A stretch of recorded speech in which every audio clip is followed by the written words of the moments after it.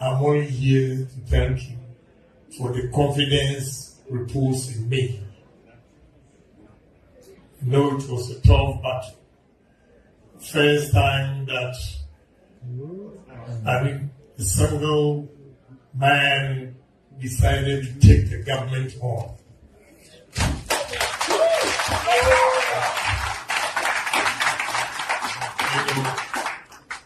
I put up a fight with the support of you, but it didn't go the way we wanted or expected. But that doesn't mean we have to give up our vision. No. It still continues. We are still party members as well. I'm not leaving the party. I'm still in there. But I'm always happy to see Ghanaians abroad because, you simply get my message because of the exposure you have. And I believe that exposure is the best education any human being can have. You can have a classroom, work with PhD from Ghana, wherever. If you don't travel and see how things are done, trust me, whatever degrees you have will not work. That is why I believe in pragmatism. Black people, we believe in theory. We don't believe in practical things. And I'm here to share this with you because you are in America. America, with all their English, they still believe in practical things. They let things work. If you see the way we train our kids in our schools, it clearly tells you that it is not only the book. Because my kids in Lincoln, American University, high school, elementary school, if you go there and you see the things they have over there, they have sewing, they have carpentry, you'll be surprised. Although it's expensive, you think they have to go there and only read the book. But then they don't read only books. They do a lot of things. That is what we are lacking, especially as Ghanaians. I've traveled far away, seen how things work, how things are done. I ask questions. Some politicians, they travel and the only thing they think about is per diem. I don't think about per diem. I ask questions, how those countries are developed. Some of these politicians, when we are traveling with them, all they think of is the money, the $2,000 per diem to go and finish his building. I have so many buildings, I don't need a per diem. I need to steal the ideas and bring it to Ghana.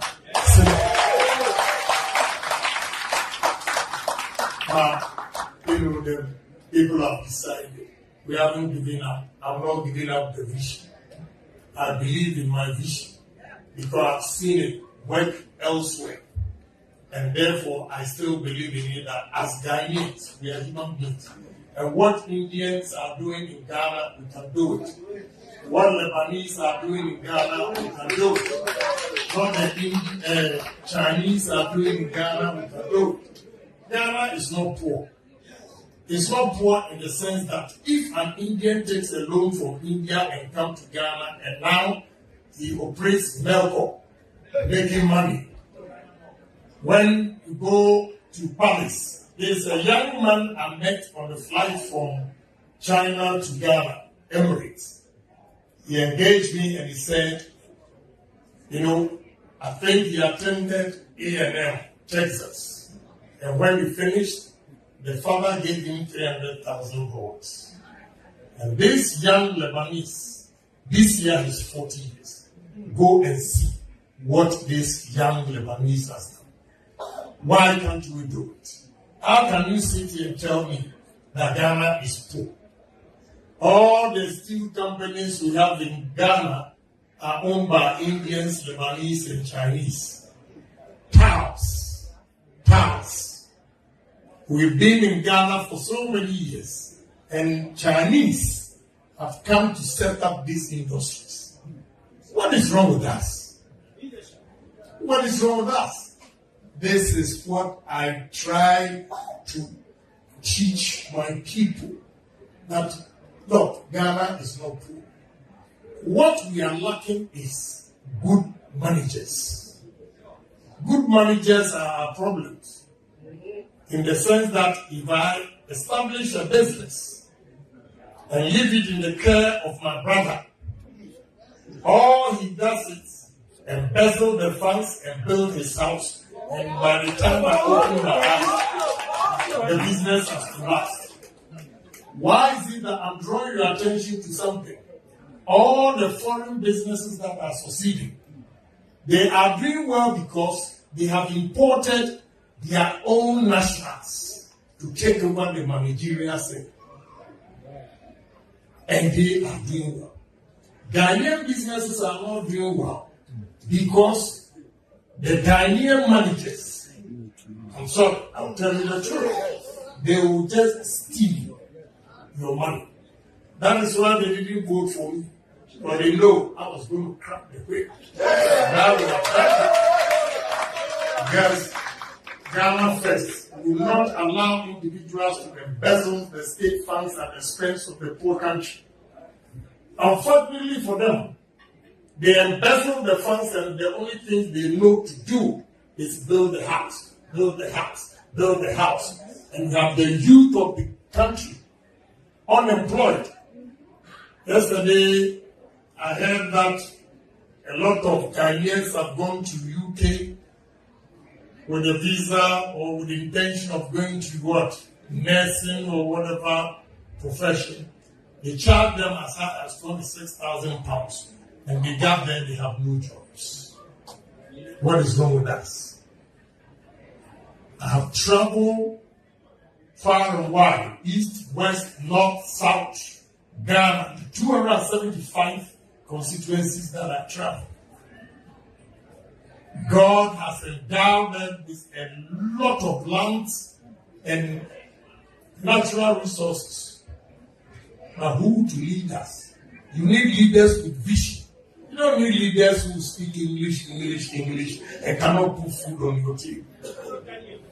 You know, they will tell you, good to see you, good to see you. Your pocket is empty and they are telling you, good to see you.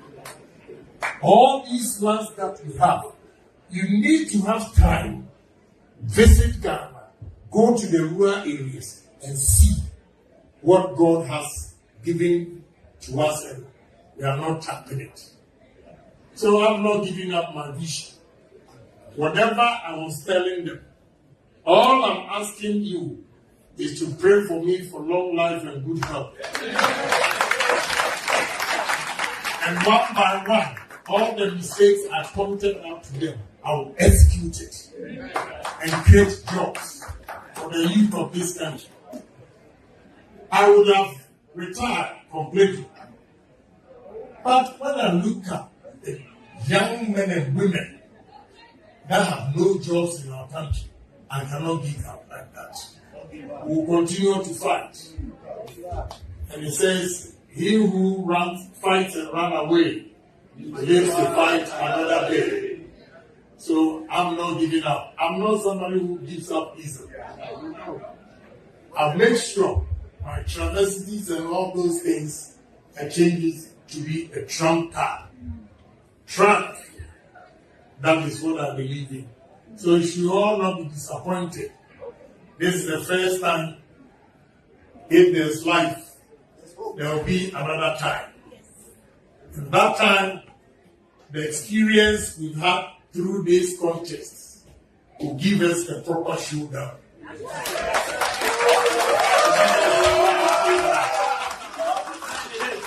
So, I believe in Ghana. I believe in Ghana because what we have in Ghana, those of you here, with proper subvision, any business that you establish, the returns on your investments is way higher than America here. And I repeat, proper subvision. If you have honest, good people working with you, trust me, you will make more money. But unfortunately, those of you here, when you come back home, your own people will sabotage every effort you make. And they have inferiority complex. When we are telling them what you have experienced, what you know, they say, oh, you are too known. And they will call you all sorts of names. That is why probably most of you come and, you come back. You go and you come back. I don't think we have to give up. That's the only country we have. So I stand for 3 P's: patriotism, honesty, and discipline. And we have to do that first by changing the mindset of Ghanaians. If we don't change the mindset of Ghanaians, we can bring Jesus Christ to take over the country, he will fail. He will fail. So if we are able to educate Ghanaians to take their destiny into their own hands by being patriotic. If you are patriotic, I make a reference in the Bible where it says that love thy neighbor as yourself. If you are patriotic, you love your country. If you are patriotic, you will not steal from the country. So it's very, very important that we inculcate this into Ghanaians. If not, it's a non-starter. We can't do anything with this mindset that we have. It's horrible. Horrible in the sense that foreigners are making money in the country. And we citizens, the only job you see us doing is doing the cleaning of these shops. How? It is all because of our mindset. When we're growing up, they will tell you, oh, say, oh, sorry, now, Kofi. You see? So anytime they see a white man, they have inferiority complex. They think the white man is better than him. But I say this to give you confidence. At least, he said, from the village. It's true I'm from the village, but the steel plant alone, I have 38 Indians that I've employed. That boy from the village. I also employed 38 mechanical engineers fixing the equipment. What makes you think a black man can't do it? We can. We need to challenge ourselves. What we are lacking is the leadership. The man who will take the mantle and speak the truth. Look at your face and tell you that you are wrong. I'll put you in jail. And I will jail you. I will jail you. Hey. You give me the opportunity. In America here, if you are late and you are fired from wherever you work, you get reverend to go and beg for you. You get queen mother to go and beg for you. You get uncle to go and beg for you. It is only Ghana that they have Grassroots. When the person makes a mistake, they have the whole chief, and what he has to do is to go and plead on your behalf. How? This is why they have a problem with me. They'll tell me like it is. I'll fire you. If you're a minister, you make a mistake, I'll fire you. That's the only way we can change this country. If not, that is why we are where we are. When I first went there, the firing helped me. I fired a lot of people. And now I have a good set of people working with. I'm not 100% perfect, but at least, yes, the discipline is there. They know that in Agyapong, if he's going to fire you, and nobody can stop him. I'll fire you. So let's have hope. All is not lost. We still have to believe in God. Let's come together as people, believe in ourselves, that what any white man has done, the black man, you can do it. So we have to challenge ourselves, and that's the only way we can move our country. So nobody should give up. You shouldn't give up. because Agyapong lost, we are supporting him and we lost. No. Maybe this is a preparation. I probably trusted people too much. So now I'm learning. I thought I was perfect. With this election, I know I'm not. So I'm learning a lot. So nobody should be worried about whatever happened. If you are an MPP, I'm still MPP. We'll continue to fight. We are not going to give up. I'll sit in there and make the changes. I'll be in there and make the changes. So you should rest assured that there are speculations. So they said December 4th, okay, Japan is going to make a press conference. I'll be here December 4th. So, this kind of speculations, I'm not in for that. So MPP people should rest assured that Japan is still an MPP. I'll continue to be MPP. But Ghana first. If you're MPP, you make a mistake, I'll tell you. So, I think it's late. I want to say a big thank you for coming. You've come in your numbers. Anytime I come to Minnesota, I get a full house. And that's a big compliment. So I want to say a big thank you to Minnesota and DJ. It's time for you. Thank you very much. Please don't go. You see, this is the only time I get to tell Rabo what to do. So let me enjoy it. We have a surprise for you, Honorable. Let's put our hands together for Nana Biniwa Opontia, the queen mother of Asin Man in Minnesota. Please put your hands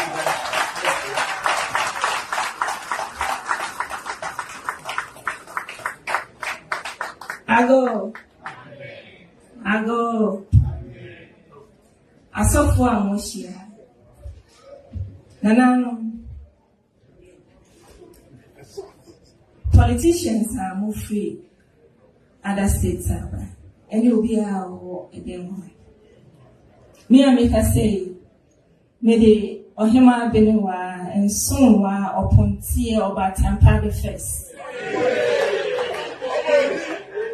Every day, people say, I'm a same man of Minnesota.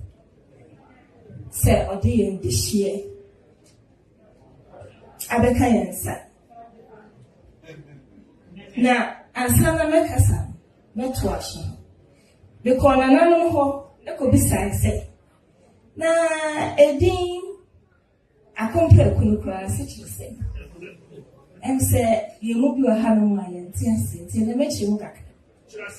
Na nera nkashia mene se kanino na akomfo esukufo na mako school educhi na akomfo no go for kan se obi okom Ghpage speaks akomfo e dimpa to say adia ada akomfo bi ntumi ehun enka ono e na oka na ne obeka no so no ebam na wosha sana yendishie so otie okasa ebem ohwese ne obeka no ebem ordinary form na ne wakaso be no so no ohwe mane dem sana medishie otie enti yemo akwa as a man of Minnesota any Ghana for nyina say yemo akwa na ene yewo achede kakrama na ansana Metwa sono medani mikasa no akopoto kasem se ne be yomo mutitri so metiasie.